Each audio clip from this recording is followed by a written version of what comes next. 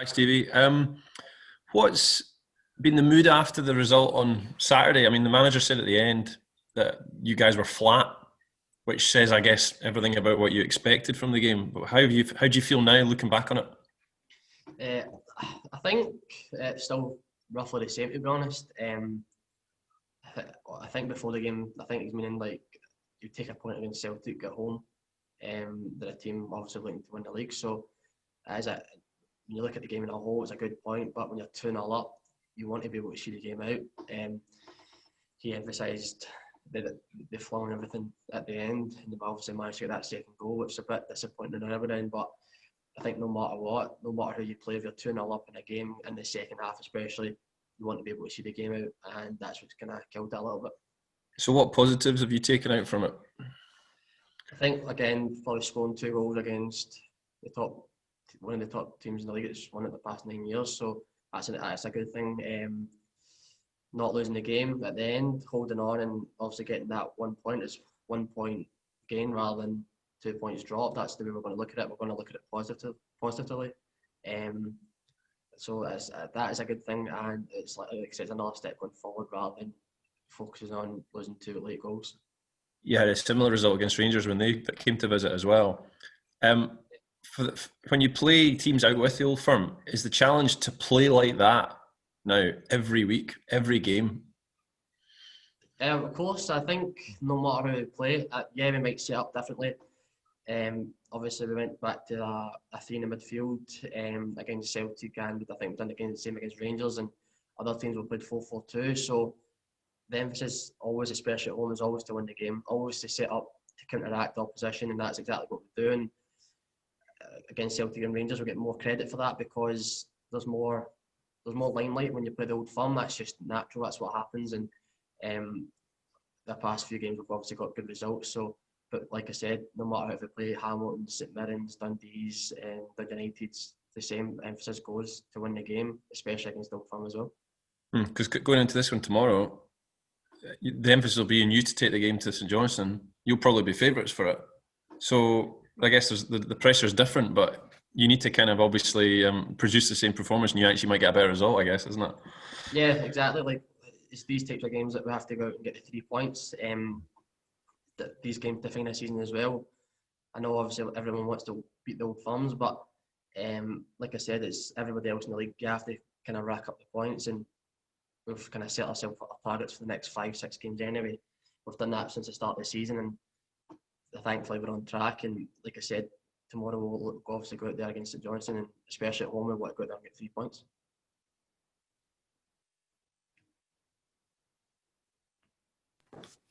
Steve, just a statement more than a question, but every single game you've played 90 minutes, Hibs have won. So there we go. I'm not a football manager, but I know what I'd be doing.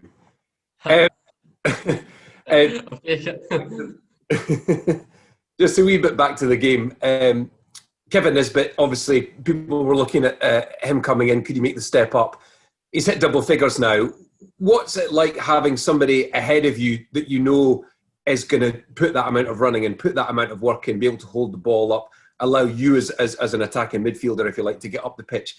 How's that changed the way that Hibs play this season?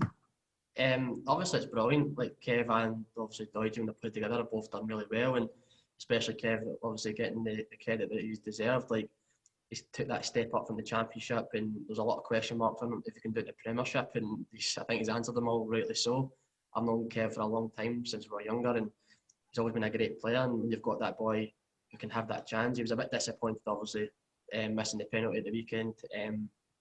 But like you said, the half chance, and he scored it as a great finish on his weaker foot, and just shows you how much you've got going from just now. He's high in confidence, and rightly so, he's pushing for that Scotland squad. Now, that's one thing that you guys have been firing pretty well in the goals front most of the season. St Johnstone took them a bit of time to get warmed up, but their strikers are really hitting the back of the net. So it should be, do you think it'll be quite an open game, tomorrow night? Yeah, obviously, I think we've looked at St Johnstone's record and we've done a bit of analysis on them, and they've played really well. Got a good few results, and like I said, it might be I think it will be a more open game. Like obviously against Celtic at the weekend, we kind of set up a bit more defensively and played on the counter a few times, and Whereas I think tomorrow will be a different game. I think it makes it up differently. We're not too sure yet, and yeah, looking to get 3 points, and I think it will be an open game because like St Johnstone, high in confidence as well, coming to Easter Road. We want to play, and I think it'll be a good game. Just obviously, there's no point performing like that, as Luke said, against the defending champions if you can have let it slip at home against St Johnstone. Are your ambitions this season, without giving away targets, pretty high? I mean, this is a Hibs team that could be involved all the way through the season. Yeah, I think we outlined at the start of the season that we want to be pushing for the European spots. I think as clubs, as Hibs as a club, it's a massive club, and we want to go back to where we were. Like a few seasons ago, we made Europe, and we want to get back playing there. But like I said, we had milestones every 6-7 games. We look at the games we want to win and where we want to be, and right now we're on track for that, for the points that we're looking to get. So it's a great start for us. We're up there, we're up there where we want to be. But like I said, we always want to do better. If we're sitting fifth, we want to get fourth. If we're fourth, we want to get third, and vice versa. So the manager's always pushing us to not dwell on what we've got. We just keep going forward and keep trying to do the best for us. Fantastic. Thank you. Best of luck tomorrow night. I remember to tell Jack this. Cheers. Stevie, obviously the last St Johnstone game was a big one for you. You come back and you're the winners. How do you feel it's gone for you since then? Obviously you're playing at the weekend. You feel there's still more to come as you come back? Yeah, obviously it's the past few weeks that I've got more minutes under my belt, and I've been pushing the manager every week to try and get me in the team, and he couldn't at times because how good the boys have been doing. So it's a bit of patience on my part to bide my time to try and get in the team, and obviously I've played the past couple of games, and I think the manager's obviously pleased with what he's seen, and it's just about me keeping my place in the team now. The boys are in a high, and it's hard to get into a winning team when all the boys are doing great. So if we keep going the way we're going, we'll do well this season, and I'm just want to be a part of it as much as I can. What do you do when you're trying to get in a winning team, and you know it's obviously difficult? What extra bits do you do in training or anything like that, or just to catch the manager's eye or keep yourself at top in top shape? I've always said it's tough when you're not on the team, because every day you try and catch a manager's eye. Obviously, when you're starting every week, and I've been in that position before when I've played every week, you kind of relax in training, you kind of take your foot off the gas maybe a little bit because you're a bit comfortable. This is probably what's pushed me even more to train even harder, and that's what the manager's like, because how hard I've been working. Because, like I said, every day you're trying to catch the manager's eye to get you in the team. I think the hard work that I've put in, that's why he's put me in the past obviously few weeks, and I've done quite well. So like I said, I need to keep training hard. I need to keep my standards high, and like every other boy in the team is doing just now. Everyone's trying to fight for that spot in the team, and that's what I need to do. And Steve, obviously you're fighting for your place in the team, but it seems like every other game you play at Easter Road, you seem to put one in the top bin from about 25 hours, so you'll be hoping for similar tomorrow if you start.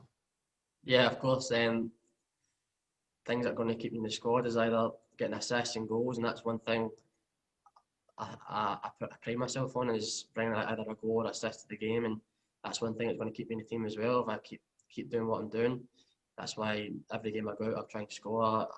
I kind of push myself forward to shoot from like any position because I feel like I can score, and it brings the team up higher on the pitch as well. So if that's one thing that gets me in the team, then I'll keep doing it.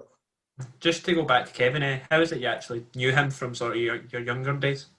Kev was like kind of always running about Glasgow. I'm actually, funny enough, met him on holiday with his friends, so I kind of kept in touch through that, and I've always looked out for him, and I've always kind of spoken when he was at like obviously doing his Raith Rovers and Dunfermline. He was always flying. I always kind of knew he was a great player, and when he came to Hibs, I was pleased, to be fair, because I knew the standards that he bring, and he's obviously started off scoring all sorts of goals and hopefully getting a Scotland corpsing.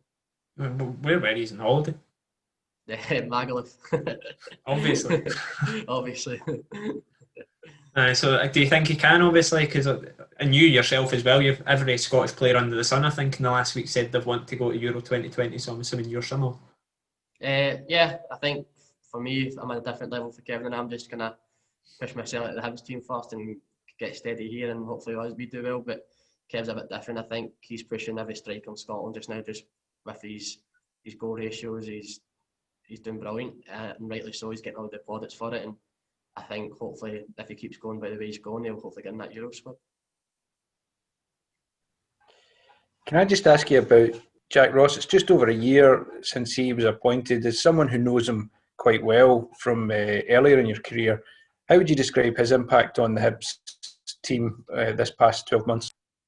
I think he's done really well. I think obviously he managed to work with the boys during pre-season, which I think he wanted. Obviously coming into the job halfway through a season, which is tough for any manager. And obviously had a full pre-season to work through, even a bit longer just because of the whole lockdown situation. So I think that's what he wanted, and he's kind of came in with his own emphasis on the club, and it's just a new lease of life. The gaffer coming in, Potsy, his assistant, and Craig Sampson, goalkeeping coach. So the three of them have come in and they've done well. All the boys have took to them really well. Everyone, we play the way he wants to play, and that's what's good going forward just now. We're in a good place because the mood around the camp's really good. All the boys are in a good position just now, and I think it's shown on the pitch. And just lastly from me, tomorrow night you've got the opportunity to go above Aberdeen, albeit they play on Wednesday. Psychologically, how good would that be just to get up to? It's massive, obviously. That's, like I said earlier, like if we're sitting in fourth position, we'll want to push for third, and we're in the position now, we're in a good position to do that. So obviously Aberdeen will have a couple of games in hand, but it just puts a bit more pressure on them if we're at a point above them, because then they'll start chasing us, and it's good. It's good competition, and we've got the best opportunity to do that, especially at home tomorrow night. We're in a good place just now, and we're in a good attacking form as well, scoring goals and stuff. So hopefully we bring that tomorrow.